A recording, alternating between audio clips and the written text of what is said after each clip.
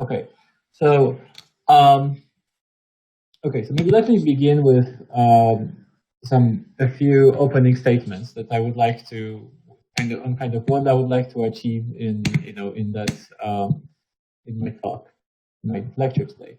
So first of all, I think it's really much more important to understand the basics very deeply than to know the latest research on the surface. So it's very tempting to just maybe you know focus on really just running some neural networks on some data sets and not really worry about the underlying mathematics there. But I think it's really actually it's more important than it's more important to understand the math behind machine learning and deep learning rather than just to know how to use PyTorch, in my opinion. Although it's also very important to know how to use the tools. So here, of course, it's going to be because of the format of this lecture, it's going to be rather high level. But if you have some lower level questions, then please ask me and we'll dig deeper. Okay, so and especially I think it's really important to understand those concepts that are underlying what we are discussing, and you just need to learn some linear algebra and statistics to understand that. And if you don't, you just won't be able to do research in machine learning. And maybe if you are new joiners in the world of machine learning and deep learning, you might think that all machine learning is deep learning, which is actually, but it's not true. There is a lot more machine learning which has nothing to do with deep learning, and it's really fascinating, right? So, so it's great to learn deep learning, but also don't forget that there's this huge knowledge built by many generations of researchers that that came before, and you might find inspiration you might also find inspiration there for your deep learning research. And medical image analysis is also a massive area, and it goes beyond machine learning. I will only give you a short overview, maybe some flavor of what's out there, but really, I think we have to have some kind of So I stem from machine learning, so that was where I came from, and then I've learned a little bit about medical image analysis and medical imaging, and I have a lot of respect for that area because it's very large and very difficult. Okay, so maybe first, before we even discuss deep learning, we should really think about where we should actually use deep learning, right? So it's not that obvious. So if you could, one way of looking at different learning tasks is using these two axes, where we would have the difficulty of the task on one axis, and we would have the amount of data available on the other axis. So what I understand by the difficulty of the task is that it's difficult to measure, but I would think that you could think about it as maybe is it a difficult task to you, right? So whether you can learn it easily, or whether this is something that you need years to become an expert in. And the amount of data available will maybe measure in the number of training examples.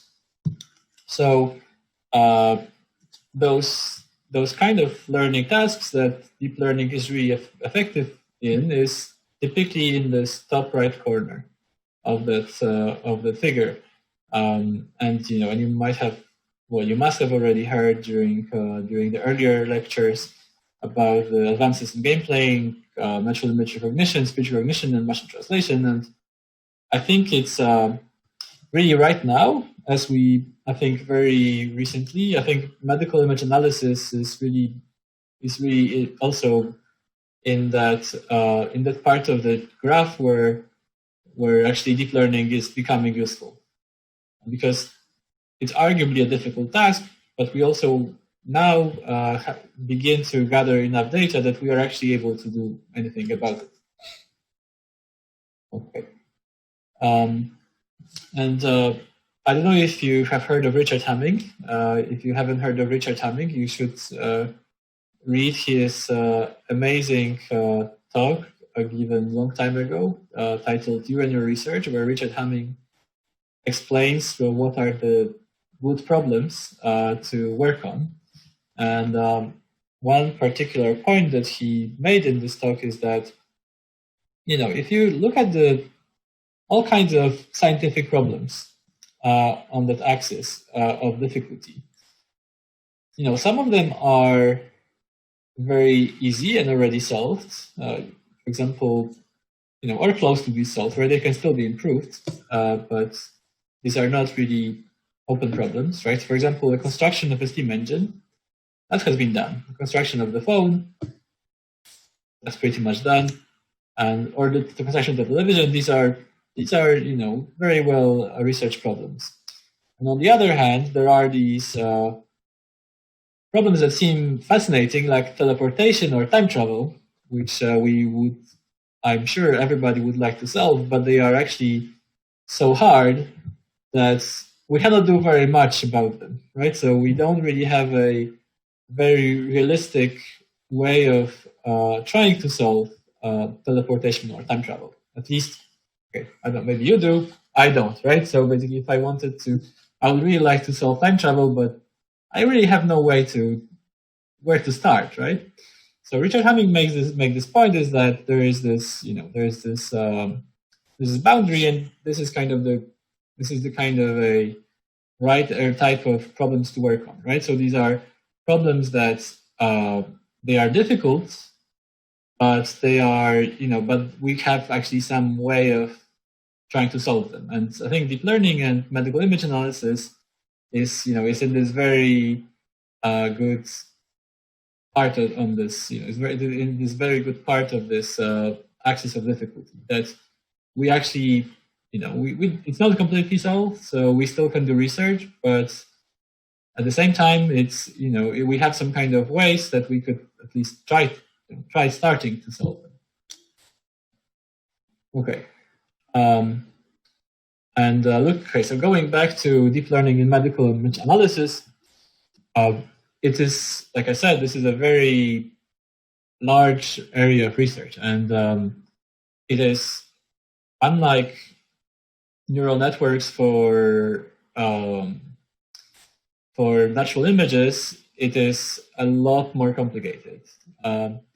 So there is nothing such as medical image without specifying what type of medical image we are talking about, right? So there are different medical imaging techniques, and each of them is necessary because they show something different about the underlying properties of the tissues, and that's why we have them, right? So for example, like a very, very common technique is ultrasound, which you might have heard of, or X-ray, which is also a very old technique, CT, which is similar to X-ray, or MRI, right? So all of these techniques exist because they actually are necessary to show some specific property of the tissue.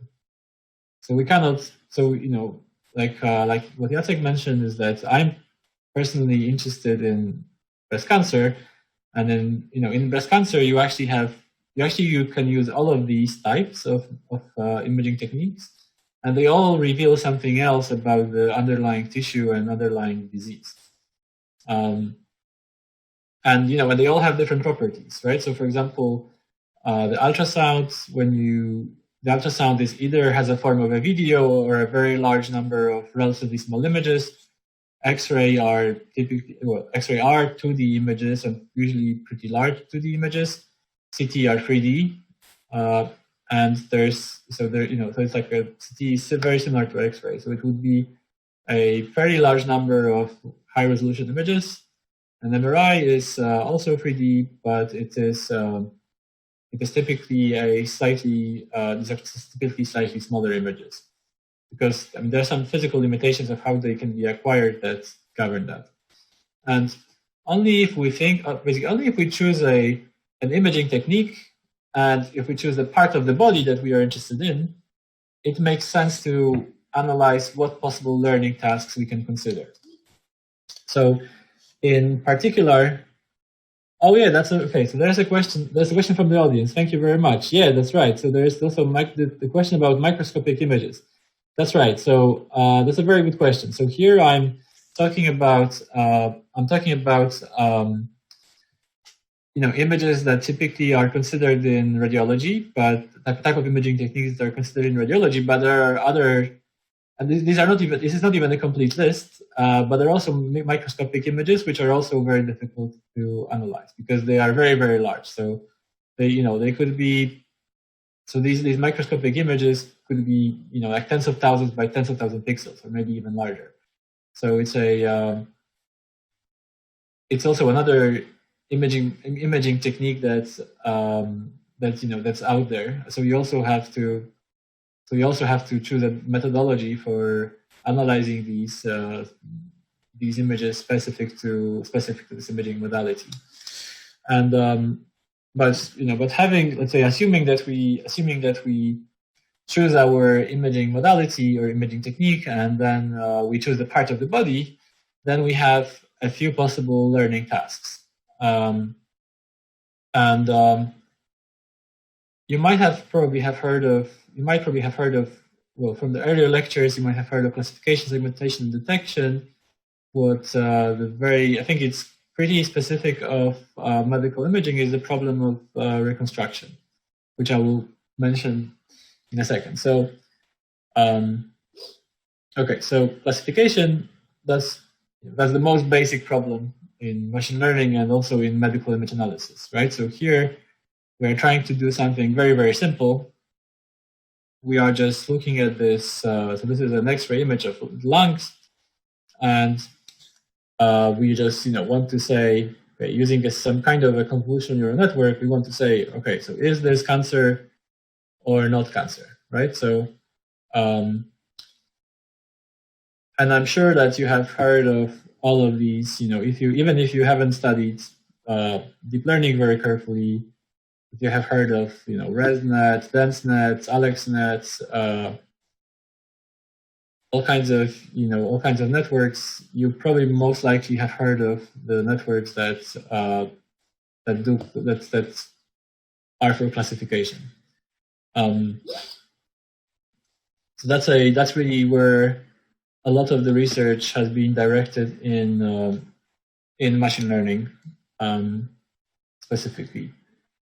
And okay, and how are these images evaluated? How are these models evaluated? Well, typically they are evaluated by the metrics that you might have heard outside of the context of deep learning. So accuracy, negative log likelihood, AUC, or precision recall AUC, or F1. Right. So these are the most popular metrics.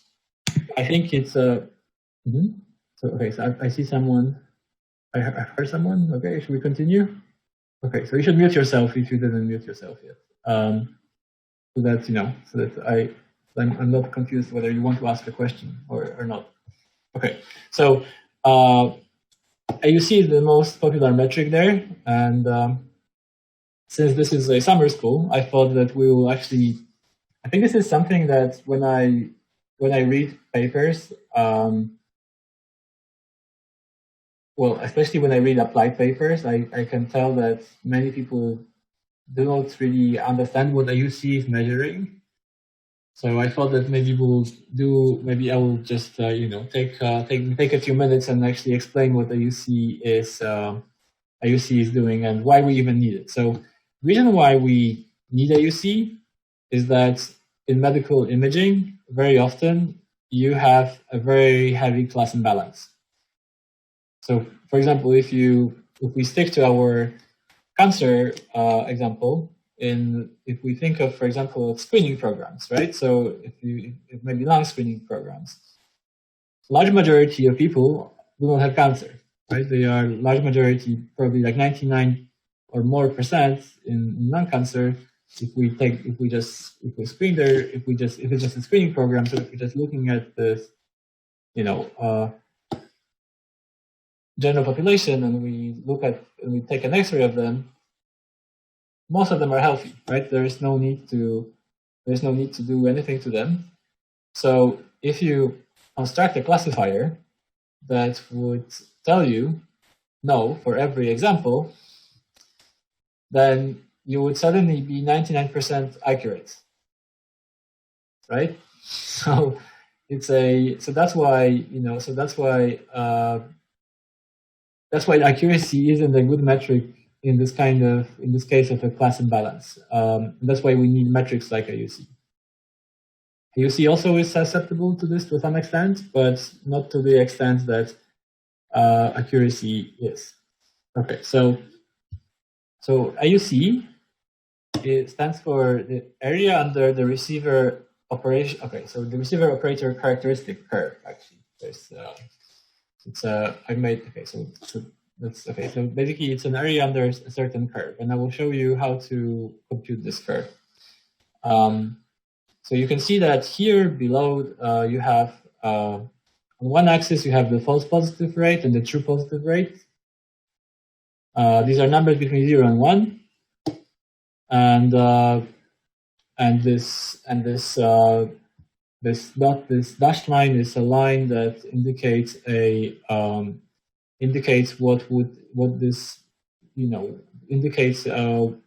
the result of what we would get for a random classifier. I'm just going to explain this in a second.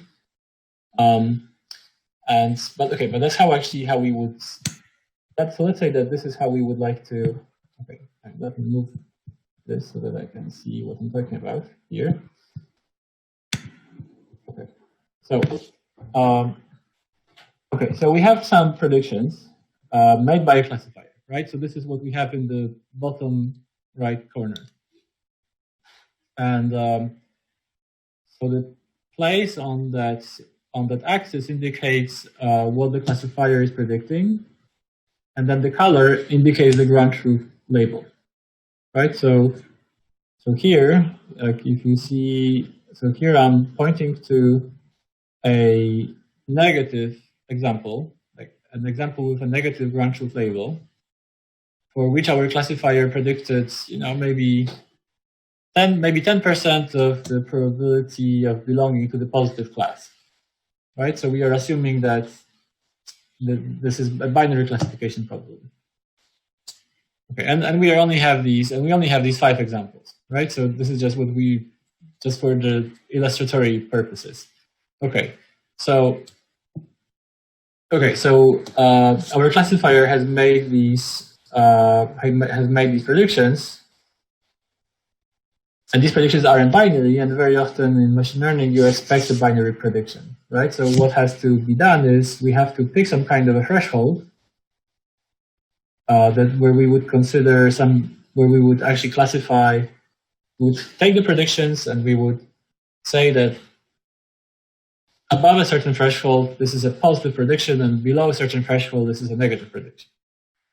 And we don't know where to put this threshold, right? So it is possible that you might use this classifier in different situations, and maybe a different threshold would be appropriate for different applications. So we can basically put the threshold everywhere on that axis.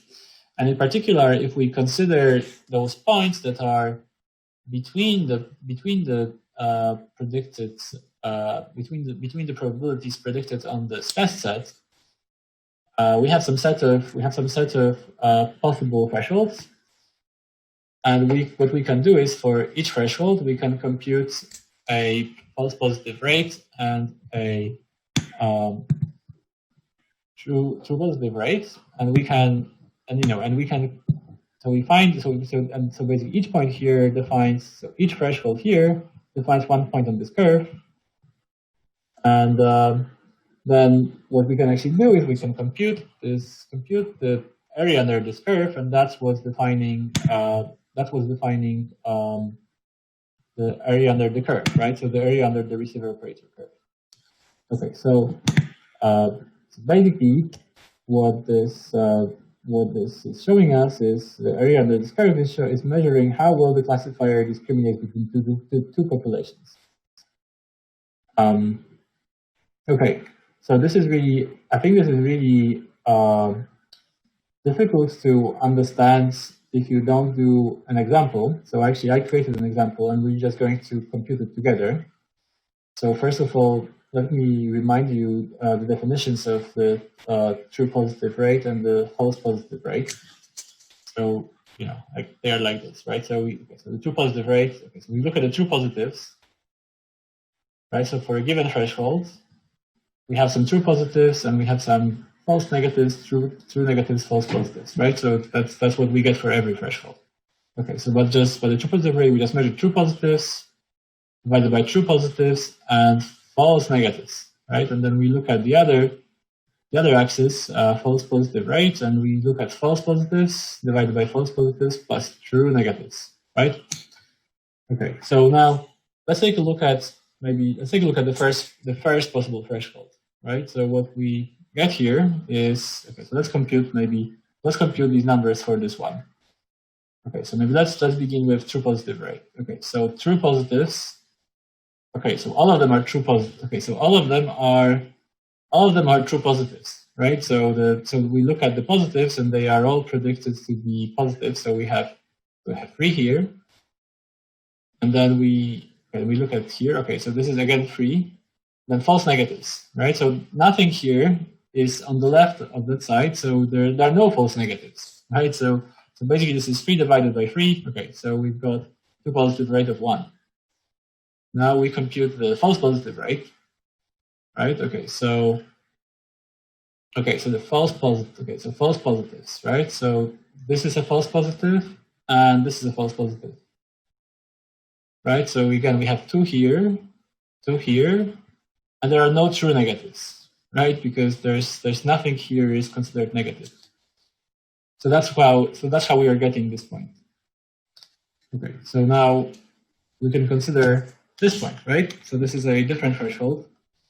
We can compute this again. So we have, okay, so again we have 3 true positives. That's correct, right? And then we have okay, so we have 3 here, 3 here.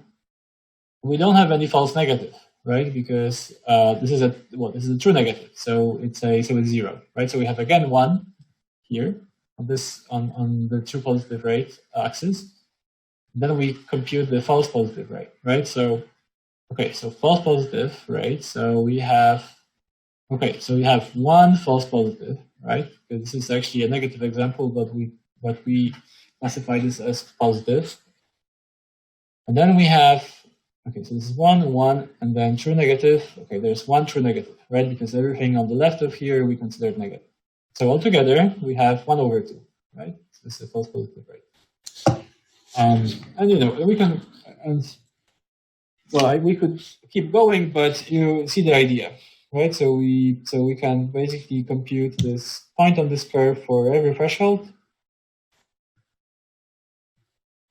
and then we can compute the area under this curve, right? So this will be around a half plus 1/6, right? So that would be the area under the curve for that particular classifier. Okay, so basically what you can see here is that what we computed here is that like I said earlier, right? So this is basically an ability of our classifier to distinguish between the two populations for the varying thresholds, right? So this is a slightly better metric than classification accuracy, right? So in classification accuracy, you would have to pick one threshold, and you would then compute the accuracy for that particular threshold. Okay, so I hope you understood that. Okay, okay, so maybe are there any questions here? You can ask me in the chat or.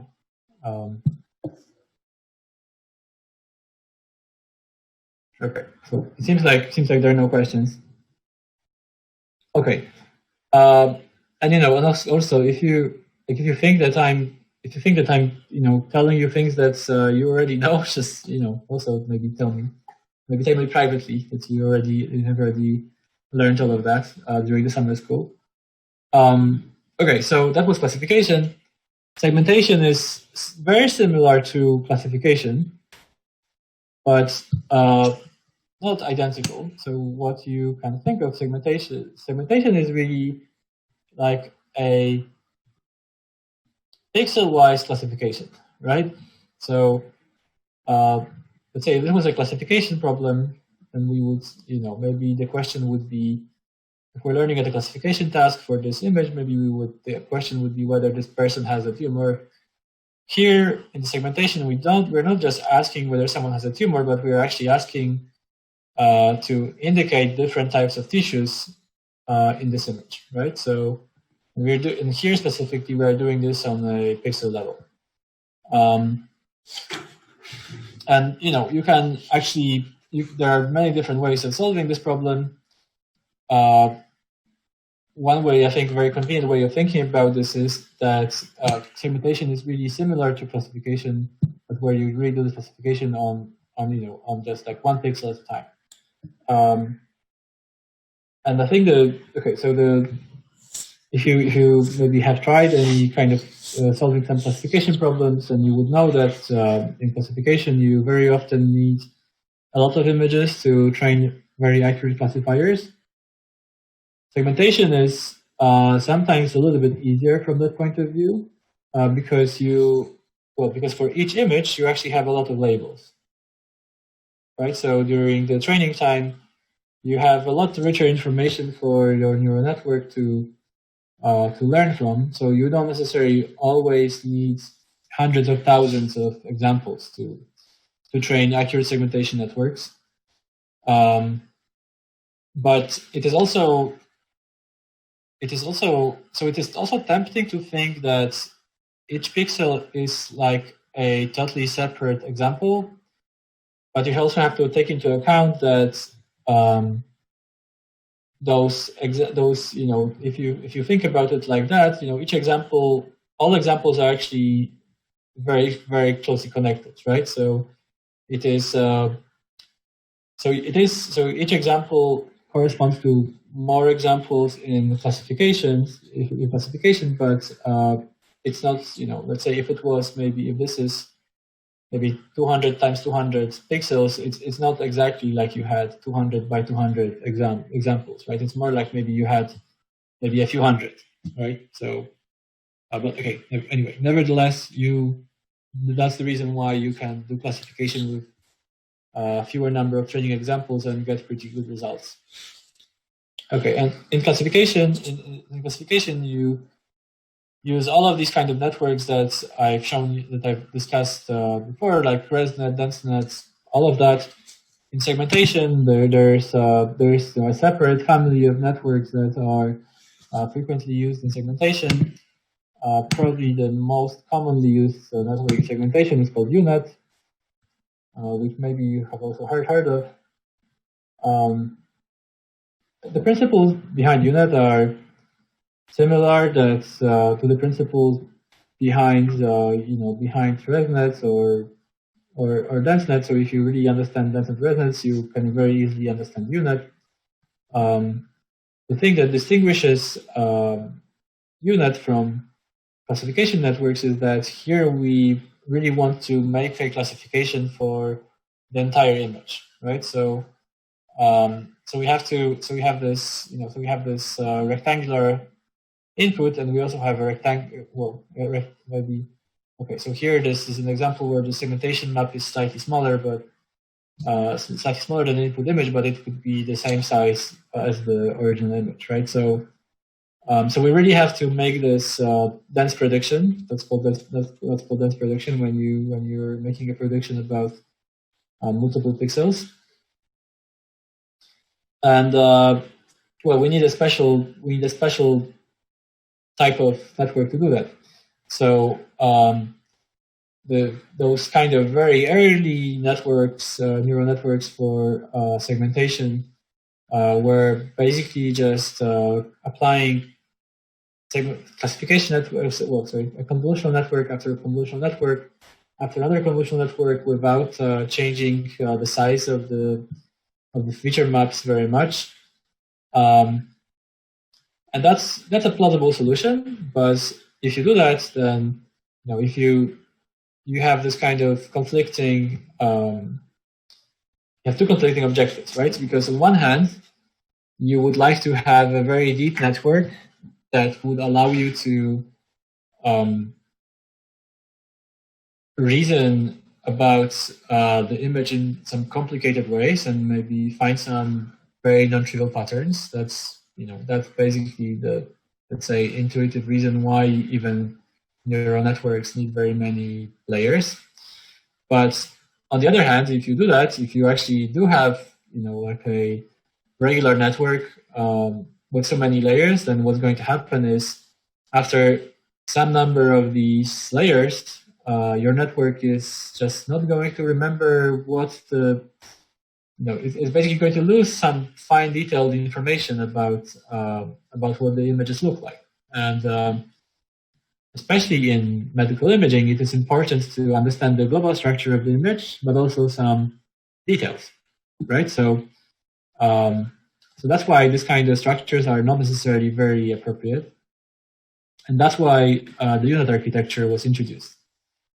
So here, the reason why this network is called unit is specifically because it has this U shape. And the way it differs from the classification networks is that it's, basically those layers are copied to these early layers which are in high resolution, are copied over to those late layers, which are also high resolution, right? So basically this network has, you can think of this network as having two paths, right? So in this kind of, let's say, more standard path, there are some convolutional layers in this network. There's some pooling in this network, right? So this is kind of, the very standard, that's up to now, this is a very standard convolutional neural network. But what happens, what differs from those, right? Okay, so Timothy is asking questions. I will just answer this in a second. Okay, so you're up to here. You have this very low resolution, but very many feature maps.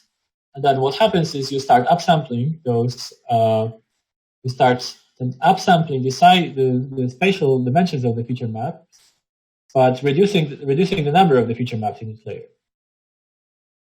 And as you're doing this, you're also copying over those feature maps from those earlier layers, right? So this is what happens here. So you take this and you copy it here, and then you keep repeating this operation. Okay, so now. So there are two questions. So maybe this is really so maybe I will explain the copy operation, because this is very straightforward. So there's nothing magical here. You just copy this feature map, and then you put it in this later layer, right? So the reason why you need that is also so it's also connecting to Timothy's question. So so basically, if you didn't have those copy operations, right? So if you, let's say, imagine that you didn't have these gray, so this is copy and concatenation. That's right. Yeah. So this is so you copy this and concatenate it here. Okay, so let's imagine that we don't have those gray arrows, right? So if you don't have these gray arrows, that would be very similar to something like a ResNet or a DenseNet, except that here you would upsample. As of here, in regular classification networks, you only downsample, right? You only do pooling, and then you just stop there. You don't do upsampling, right? So you would just be doing, so in this network you would just be doing downsampling and then upsampling. But otherwise, that would be, a pretty regular neural network, right? Except that you have this large output. So now, what's a bunch of UNet instead of DenseNet? So you can think of, it is a, so UNet is the idea, is this, let's say, so the original UNet has some particular architecture, but this exotic architecture isn't as important as this idea to copy those early feature maps to the late feature maps and concatenate them with those feature maps that are coming from this part of the network, right? So the reason why you would like to do that is, so here you want to do some kind of fine level segmentation, right, at the very end of this network.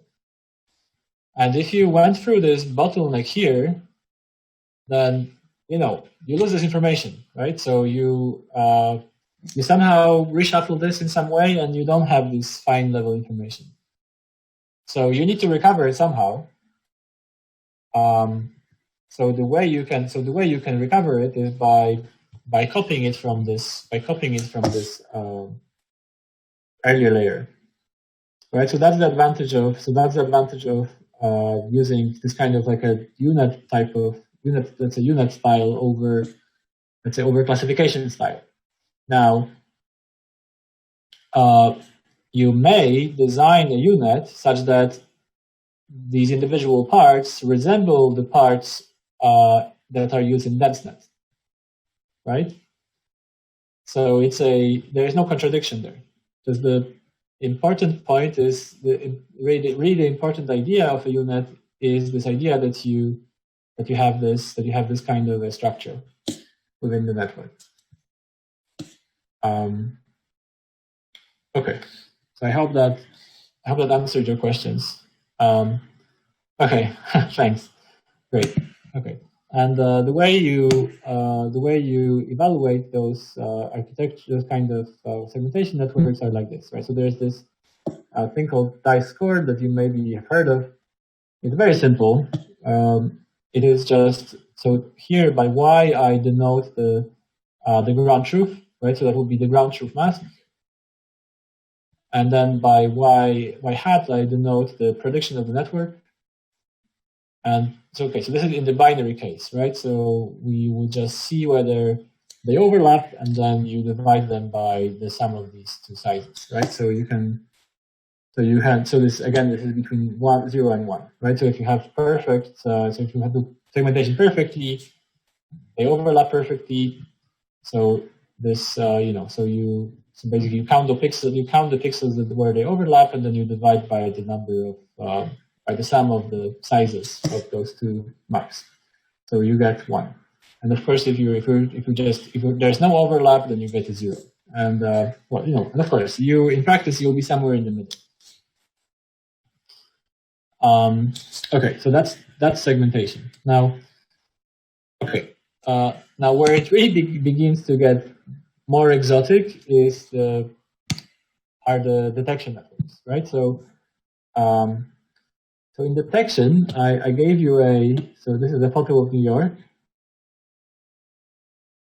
I believe this is Fifth Avenue somewhere.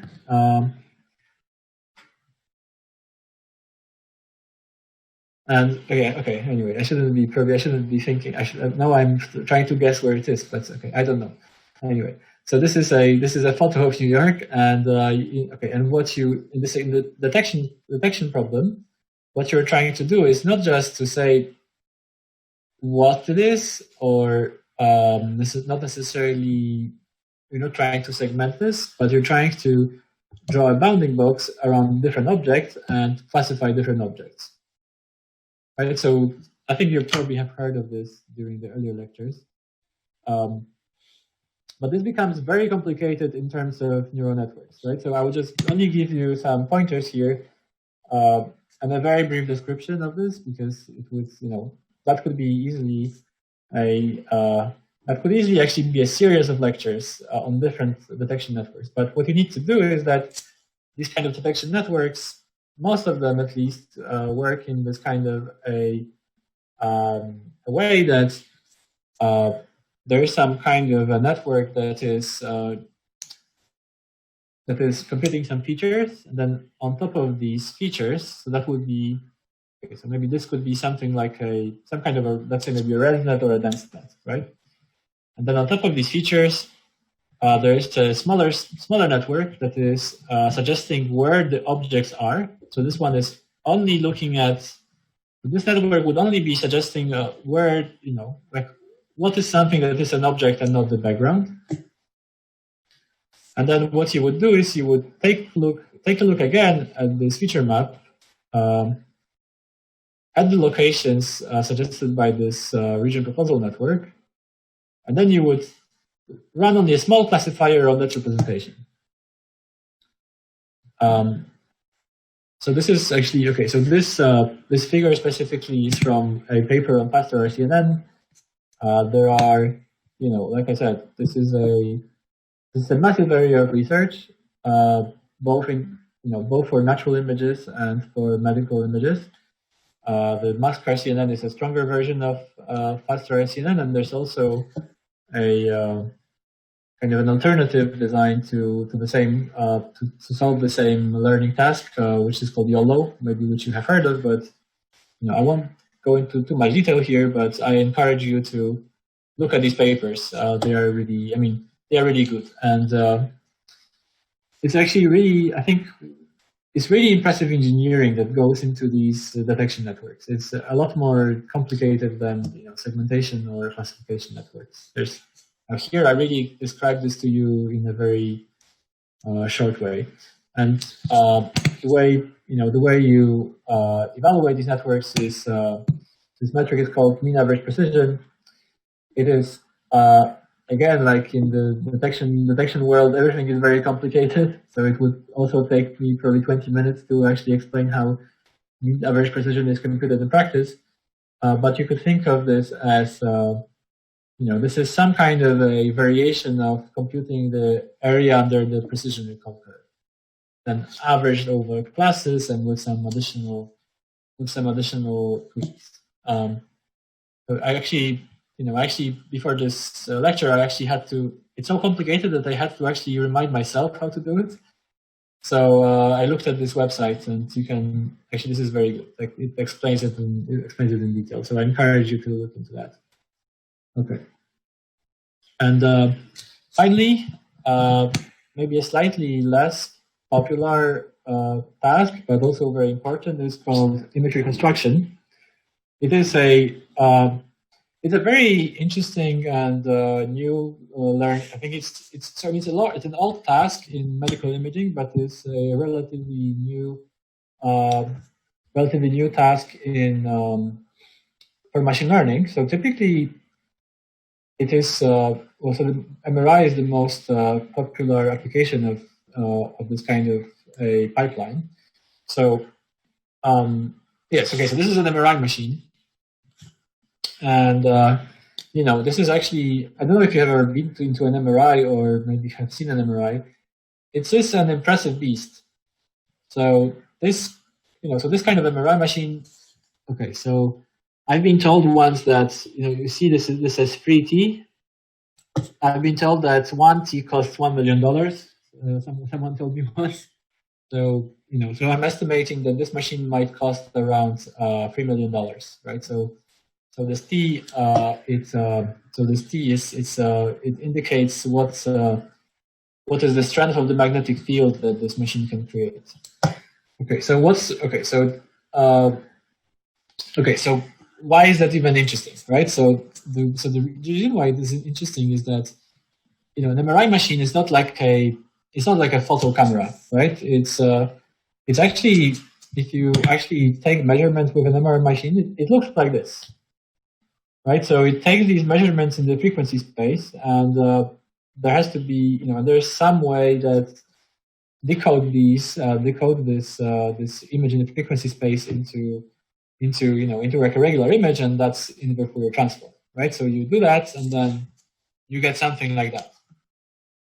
But but to get this full, so basically but each pixel in the frequency space, you can think about this as corresponding to one measurement, and you can easily imagine that. Okay, yeah. So that's right. Yeah, Tesla is doing an amazing induction. That's right. Okay, so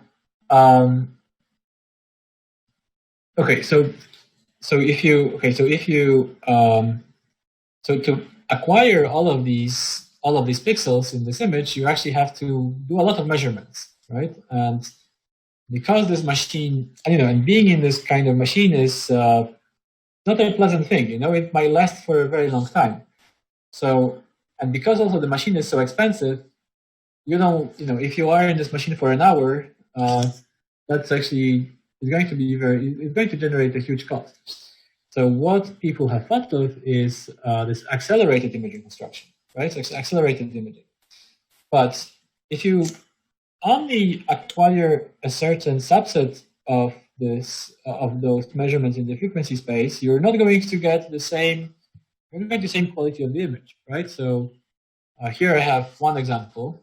So this is what happens is, so in the middle, where I'm pointing to, you see a simulated frequency space for this picture. You can see that if you then invert it, then you can actually see this picture like it, in full quality. But then what we would like to do is actually only take a subset of this frequency space, right? But if we do take the subset of this frequency space, if we sample those measurements in the middle, we're going to get this kind of a blurry image. And if we sample only the measurements outside of the center, we're going to only get the edges, but we're not going to get everything else. So, of course, that's not. You don't want to have blurry MRIs or only contours of your brain. You also want to see something about the tissue. So what this entire field of accelerated MRI is doing is actually taking only subsets of these measurements and learning to reconstruct the high quality image, right? So basically now, instead of the Fourier transform,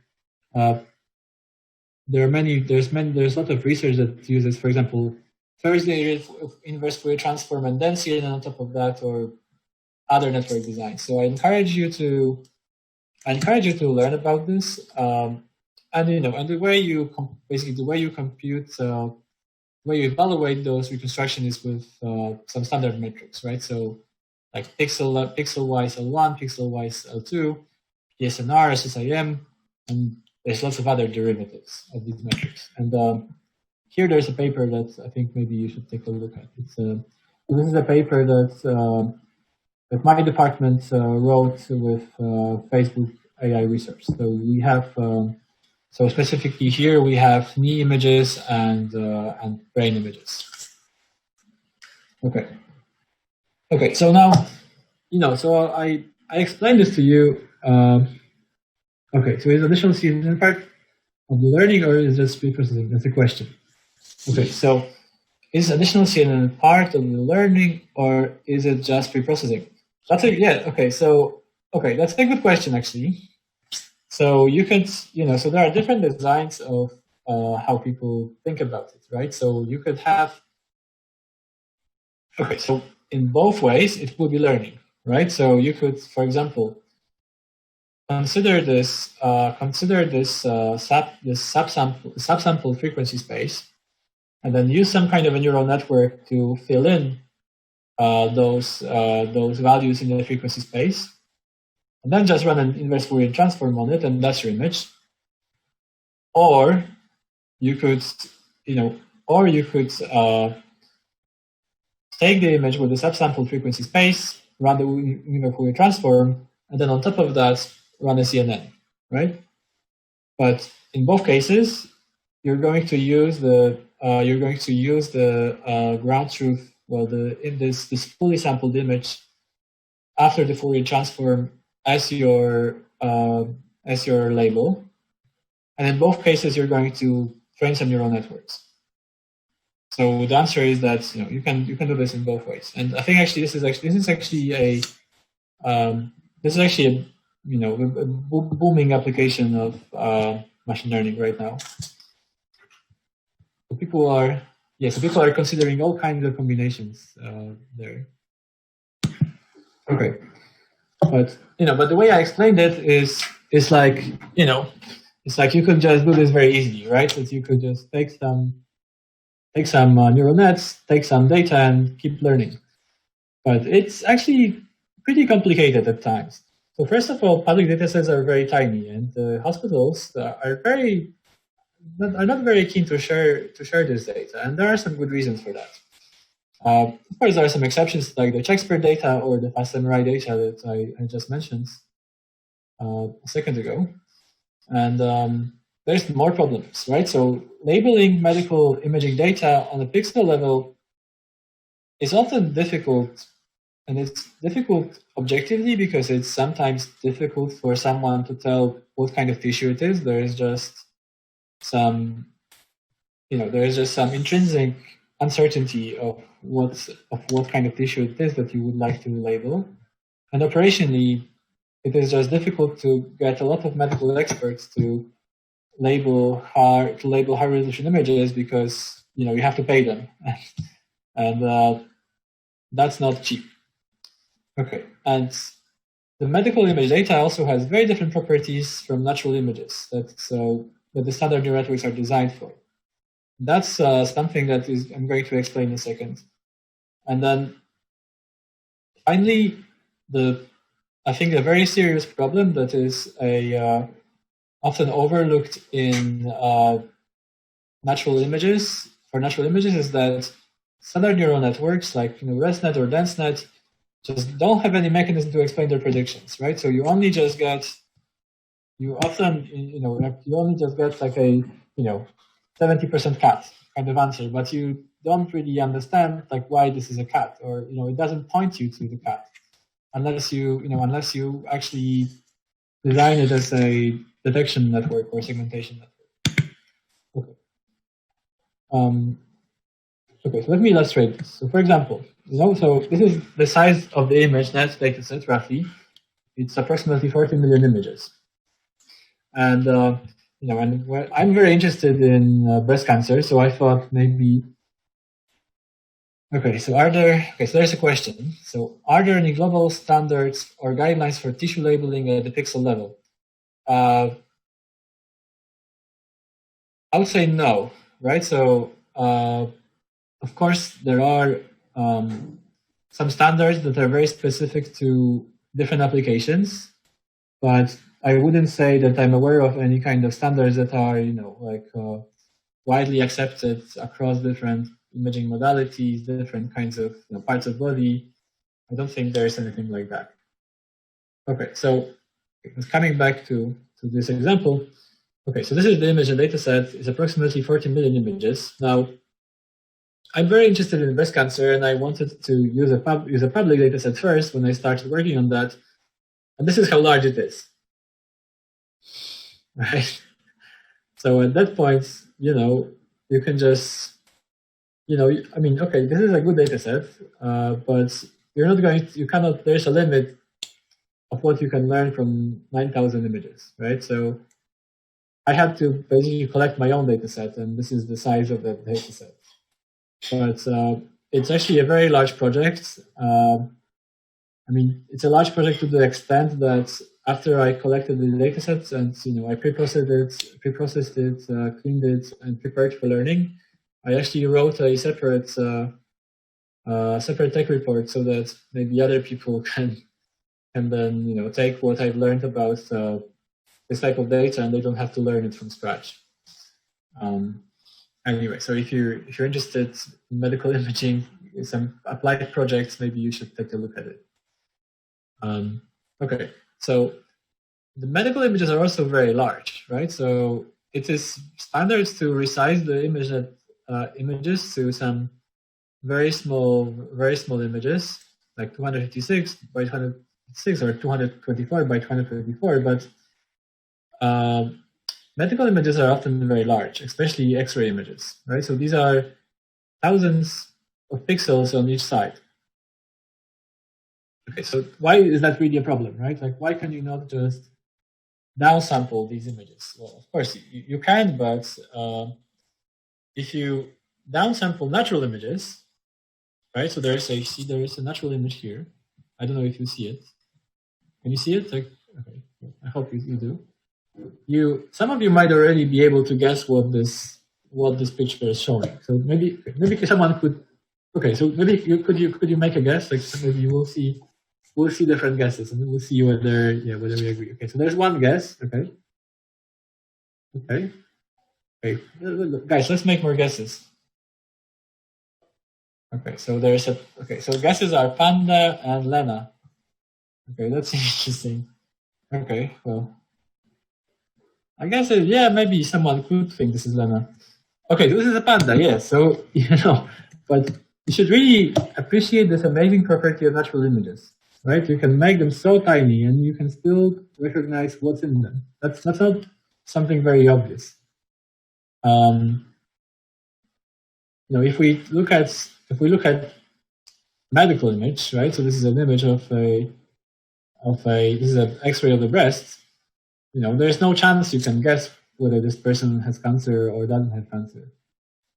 It's so it's those structures that we're looking at are too small to even make an educated guess.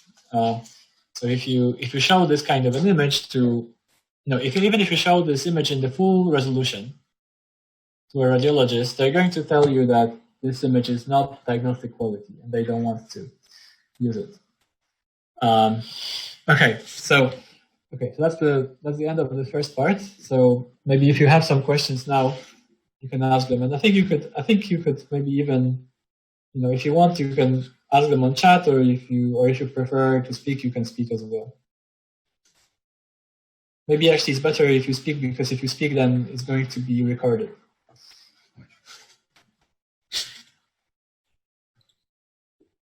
Okay. Okay? Do we have the first question? Yes. Hi. Hi. My name is Carlos. I have one question. How do you validate that you're actually learning to detect the tumor or in your brain, and not actually like learning another part of the picture? Like I remember reading something that they were doing, like an extra, like trying to discover if there was a tumor. I don't remember if it was in the lungs or the brain. Mm-hmm. And what they noticed was that it was actually learning from which hospital or from where the. Oh, I see. Okay, so basically the question. Okay, I see. So how do you prevent basically? So I think your question is, how do you prevent learning the bias in the data, and actually learning the actual task that you're interested in? Exactly. Right. So this is a very good question, right? So if you use classification networks for that, you might often not know it, right? So you might just learn, so say for example, if you might just learn. Of course, neural networks have a tendency naturally to learn using the simplest possible explanation. So if there is some kind of a bias that's in the data, and this bias will drive the learning, then this is what's going to happen, right? So that's specifically why it's very important to have neural networks which are explainable, right? So which give you some kind of an understanding of how they made predictions. So I'm going to actually explain some of this in the context of my own work. But thanks for the question. It's a very good question. So now there's another question on are there any hospitals or organizations that trust neural networks? So many questions. That trust neural network predictions in medical applications. Any case studies? That's a good question. So I think there already are some simple applications of neural networks that are I don't know if they are really clinically deployed, but they are definitely in very advanced testing. I've heard some time ago, for example, on some tools for assessing the age of the bone. So these are still applications where their input of the neural network is not totally critical, right? So if you, for example, if you are thinking of neural networks deciding whether someone has, whether someone needs immediate help of a doctor, I don't think there is I don't think there are such applications right now that, that are deployed and used frequently. But, but I think a very important aspect of this is that you have to take into account is that, so of course, if you compare neural networks to some very strong, some excellent doctors at very elite medical centers, those neural networks maybe are going to be in many applications slightly worse than these experts. But, but there are places in the world where basically, maybe there is equipment, but it's very difficult to train these doctors, right? So in such places, I expect that neural networks are going to be accepted much earlier than in Europe or North America or other rich countries around the world. Okay, so another question: is there a way to implement compressed images to try to reduce memory and, if possible, make the learning and evaluation process faster? Yeah, it's an interesting question. Well, I guess you could do that, but then you would have to design some kind of a neural network that acts in this compressed space, right?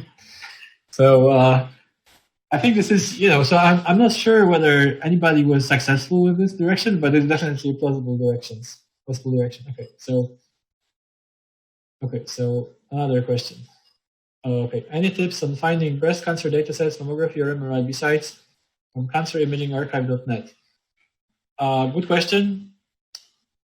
I think this is really a problem.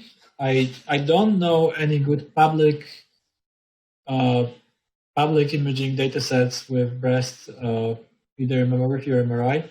The closest that you can find to that, there's a semi-open dataset called Optimum, but to get this data, you have to apply for it, and you have to pay, I think, a few $1,000s to get it. But it is, but if you are in a large research group, it should be accessible to you.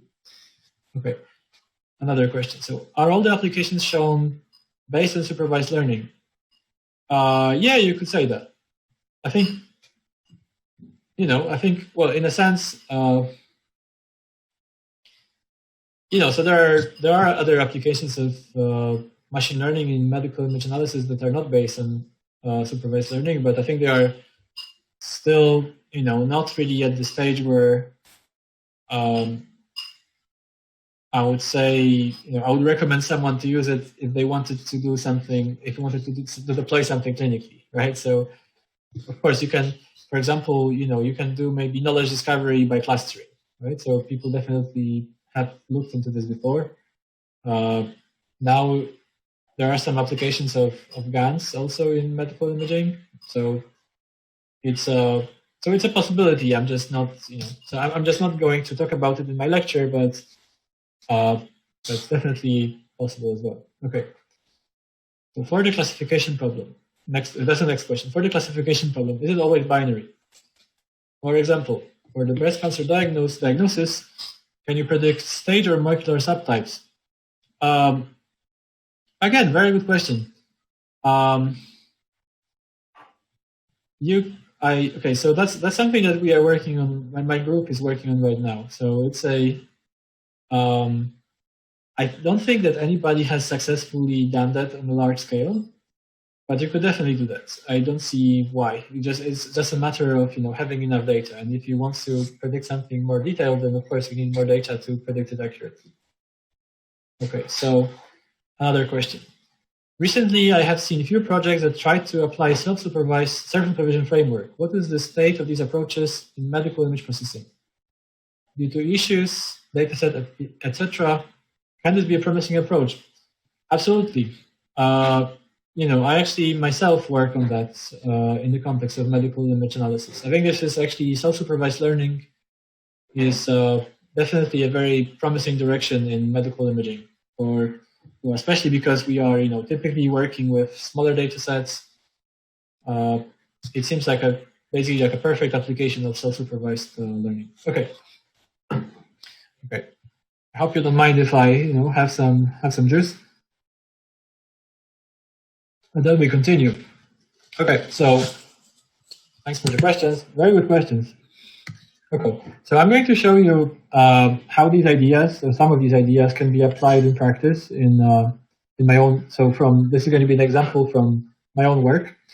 I'm specifically interested in breast cancer screening because it's a very. I will explain you why I think this is an interesting problem from both the perspective of application and also from the perspective of machine learning.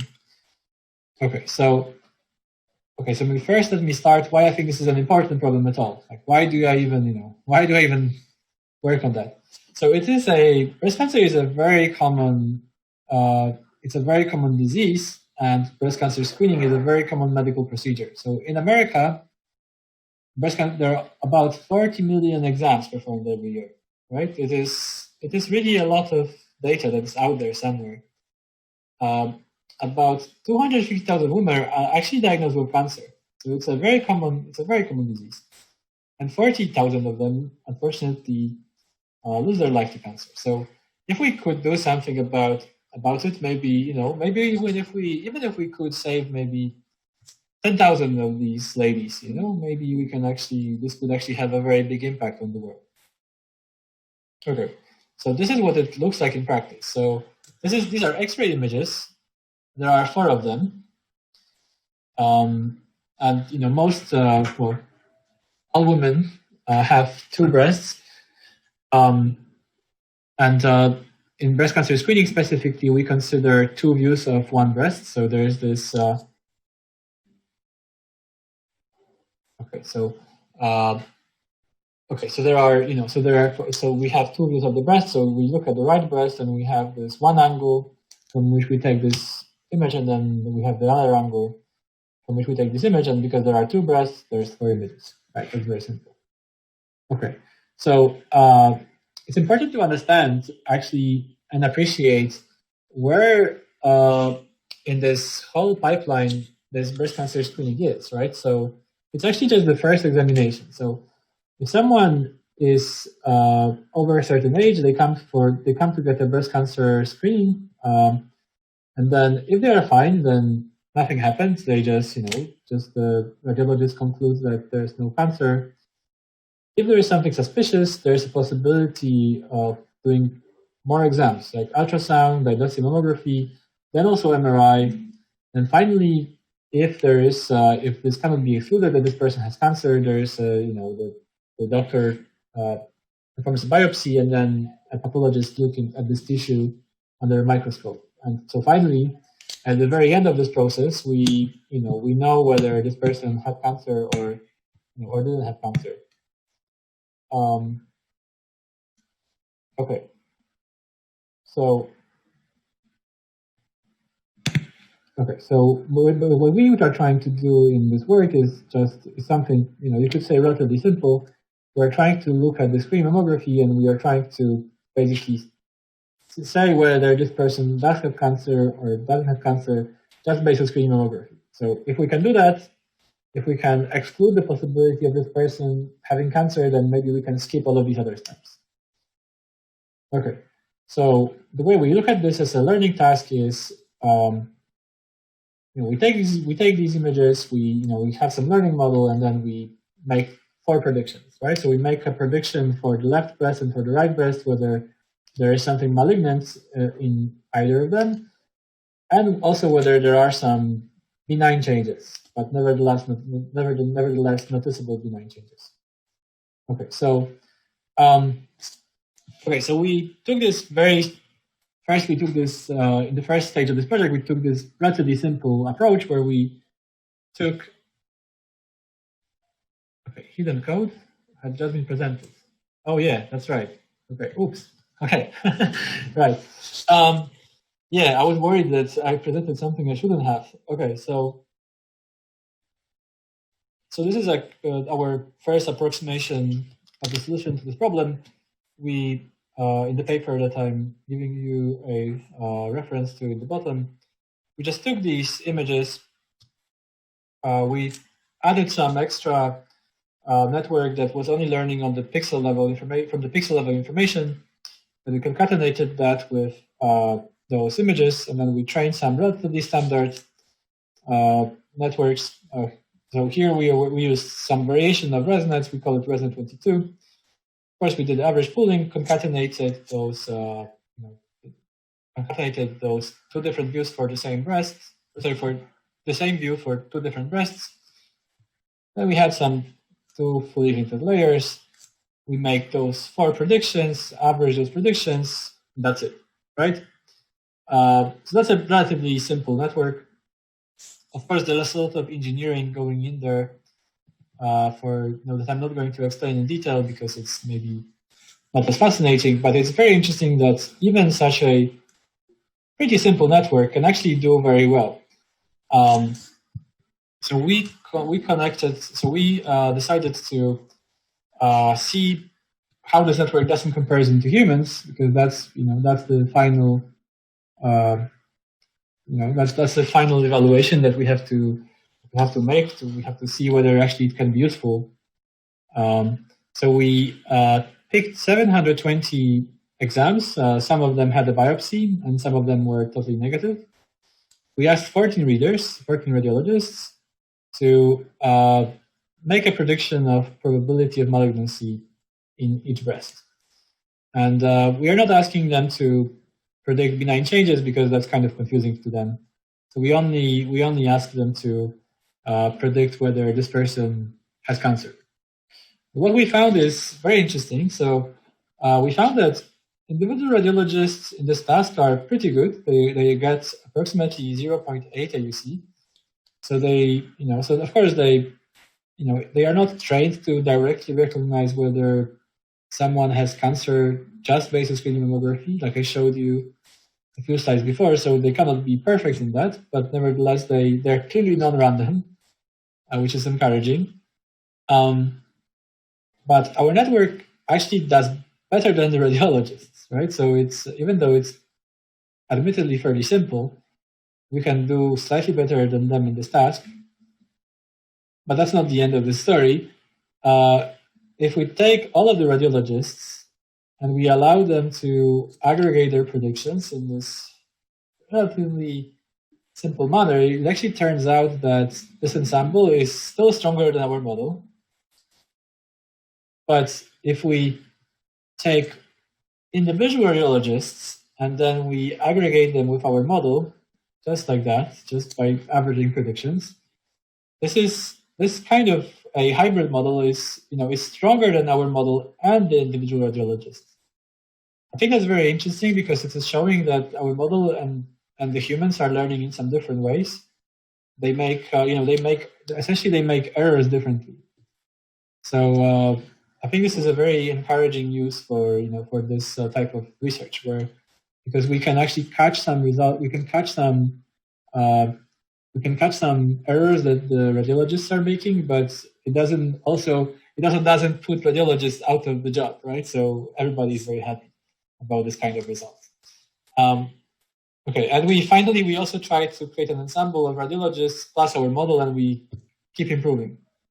So that's actually, so if you think about this, it's actually a very unrealistic scenario that you would have 14 radiologists and a model, but this gives you some kind of an estimate of what is the possible level of performance that you can achieve here. Okay, these are more detailed evaluations. So what I'm showing you here are the ROC curves and the precision recall curves for different radiologists. So each color is a different radiologist, and then the bolder line is an average.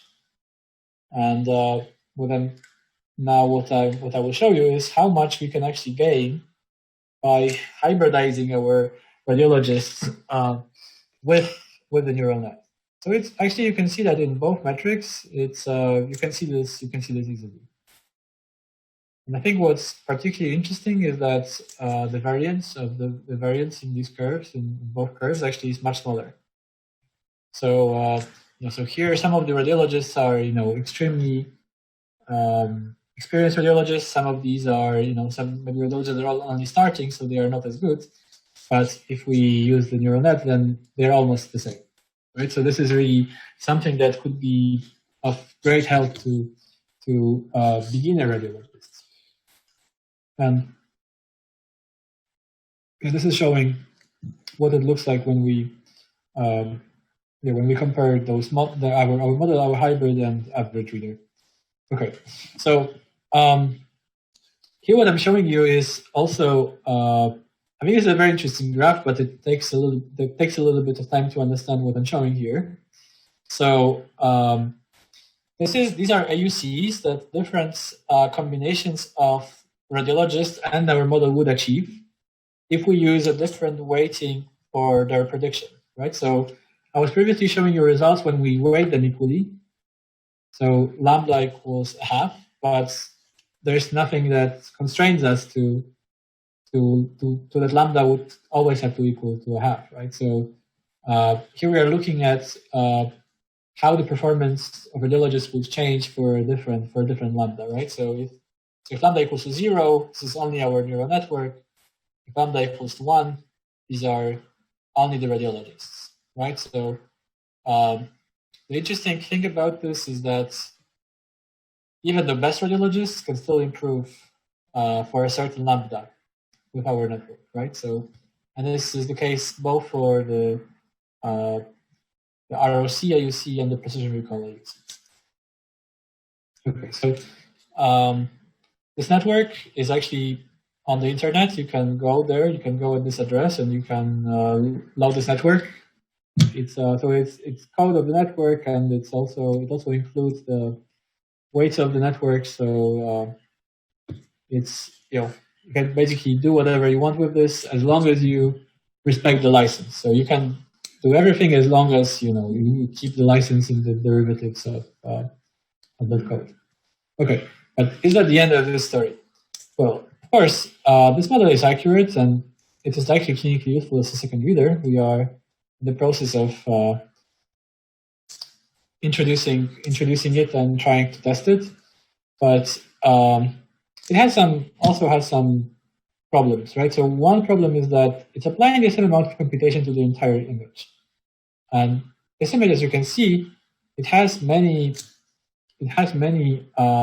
important parts, but then it also has some parts like the background where you don't really need to look at with a very powerful network. And it also needs pixel level labels to achieve this strong performance. And it doesn't explain why it makes a particular prediction.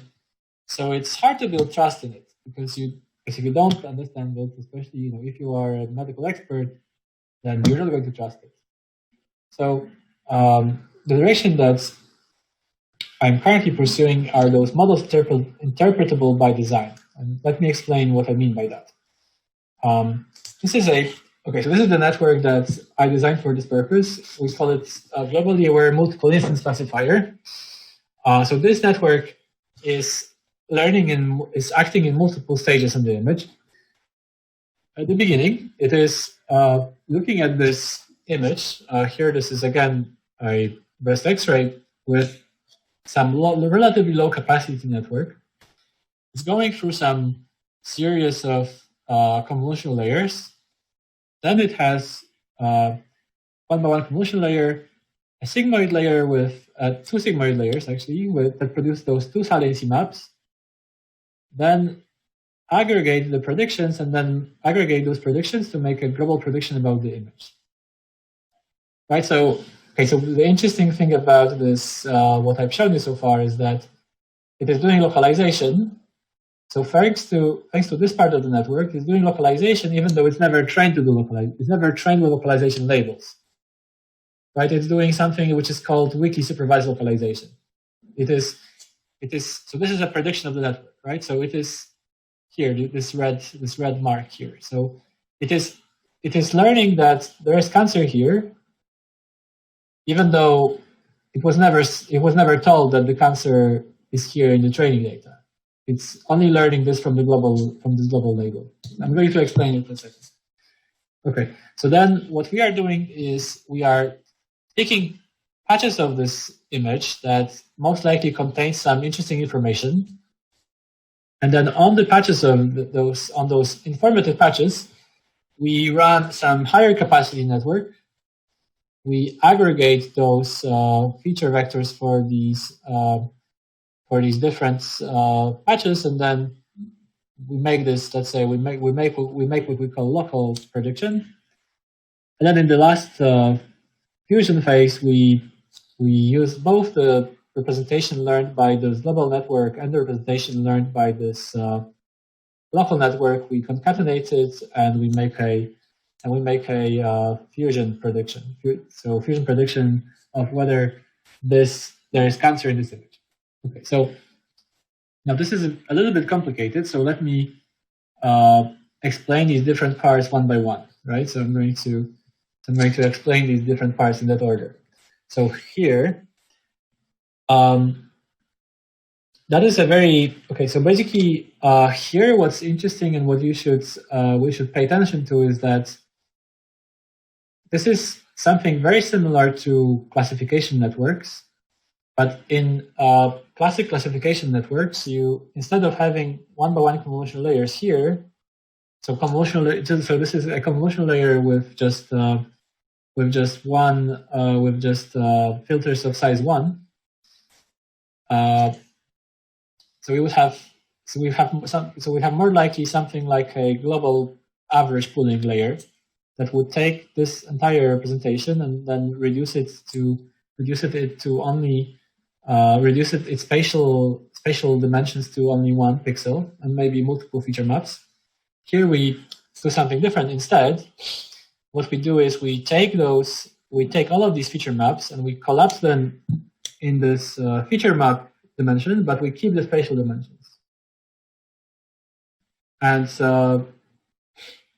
okay, so we have those. So basically, we have this. So we have those feature maps we have 2 feature maps with the spatial dimensions of something much larger than 1 by 1. So that's what it looks like, and then we aggregate the information from the saliency map using something between global and average pooling, right? So we specifically use something called top K pooling, where we look at top maybe 10% of the values, and then we pool them, and that's our global prediction. So I know it might seem a little bit magical that actually, if you do that, you actually get this kind of localization predictions. But it's true. Actually, it's actually working like this. So maybe you should, you can read about this more in my paper. Okay, so that's the global module. Then this module that selects the patches is very simple. You just look at those most activated regions in the saliency map, and these are your patches that you want to look at in a greater detail. And that's the local module. So in the local module, we have a higher capacity network. So because we can have a higher capacity network because those patches are smaller, so we wouldn't run out of memory so easily. And what we do is we extract the representation for each of these patches, but then we have to aggregate this information somehow. And for that, we use what's called a gated attention mechanism. So we compute. So essentially, what we compute are numbers. So numbers between 0 and 1, which sum up to 1. So we use that to weight those representations, and then we just use regular classification layer.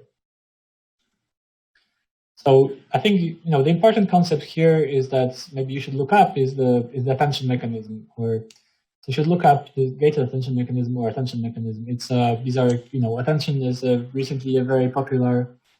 It's a popular tool in machine learning and medical imaging and computer vision everywhere. Okay, and so finally, this fusion module, we do something very simple. We just take those 2 representations and then we concatenate it and make a prediction. Right, that would be fusion. And the way we train it is by simultaneously training these 3. So there are these 3 objectives plus a regularization. The regularizations, so here there's, the meaning of these is very straightforward. Basically, we have a loss for each of the outputs of the network. That yeah, for the global network, for the local network, for the diffusion network. And we also have the regularization on the saliency maps to make them sparser. So that's so essentially we don't want to have many small points. Instead, we would like to, if the network can avoid indicating something, we would like the network to avoid indicating it and only indicate something if, if the network is quite comfortable. Okay, so these are a few examples of how it works. It actually works very well, as you can see. For many cases, it's actually quite surprising that it's working so well, but it does. So you can see that here, for example, in this example, it was capable of indicating a benign changes, and was somehow uncertain whether this tiny part is benign or malignant, which is natural because benign and malignant lesions are often difficult to distinguish, even for maybe not just for our network, not just for radiologists. It's just they are just objectively difficult to distinguish in X-ray. Or like here as well, right? So it was capable of pointing to this region, but also it's not certain whether this is benign or malignant. And well, I'm just showing you this to maybe to appreciate these results. It's we compared this network to a variety of strong networks, including faster RCNN, so including a network that is using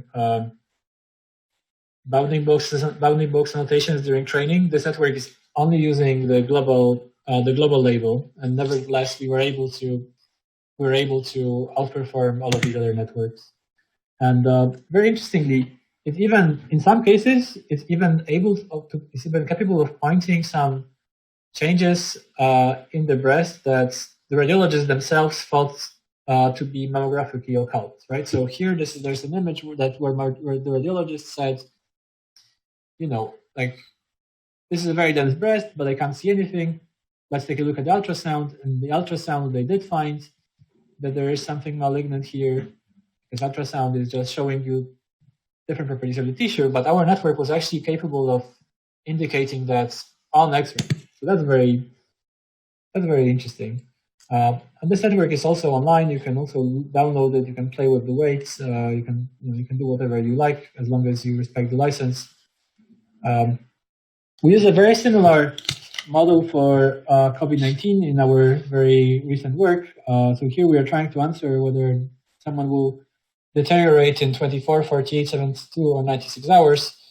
It is, so deterioration is understood as transfer to ICU, death or intubation.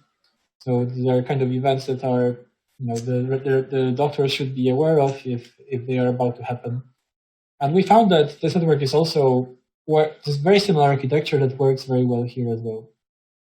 And we were able to. Okay, so this is a lot of results, but what you should see is maybe what you should pay attention to is that this network is fairly good, right? So it approaches the 96 hours. It approaches 0.8 AUC in classifying whether someone will experience an adverse event or not, and it's only with a few thousand training examples.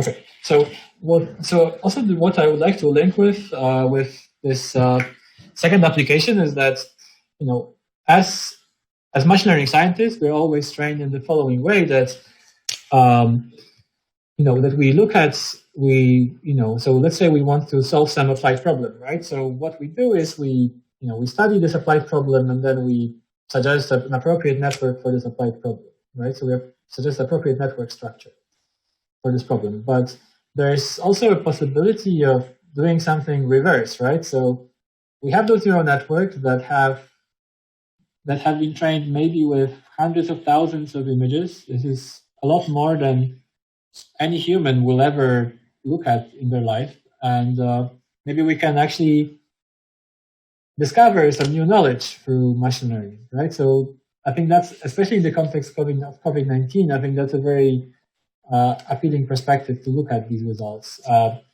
If we have an explainable neural network, right? So if we do, then we can give these results to radiologists or some other type of clinical experts, and then maybe they can find something that was not known to science before. Okay. So let me conclude my my talk here. So I really would like to emphasize that you should try to internalize the basics of machine learning first before you start going, into neural nets and this entire universe. I think really understanding machine learning is very important. And you should learn linear algebra and statistics, at least the basics. Otherwise it will be just very hard for you to do research. And if you understand these, then if you understand simple neural nets, you will actually understand a lot already. They are really all very similar. And when reading papers, you should very carefully analyze how the models are evaluated, especially in the context of medical imaging. That's very important. You can learn more from plenty of excellent courses online. Then you can dive deeper into papers. And I think a practical advice from me is that doing research in medical image analysis is very difficult on your own because of the data, because of experience with these pre-processing pipelines, the necessity to have large computing infrastructure. It's really best to join a research group and work with them if you can. Okay, so I would also like to, I don't know how many of you have heard of MLNPL. I hope many of you did. It's an annual conference that actually has a pretty long history now. This year there's not going to be a full conference, but there's going to be a virtual event on the 18th or the 19th of December. So I'm really a big fan of MLPL conference. So I wanted to take this opportunity to also encourage you to come, and you can find more on this website, mlnpl.org. Okay, thank you very much.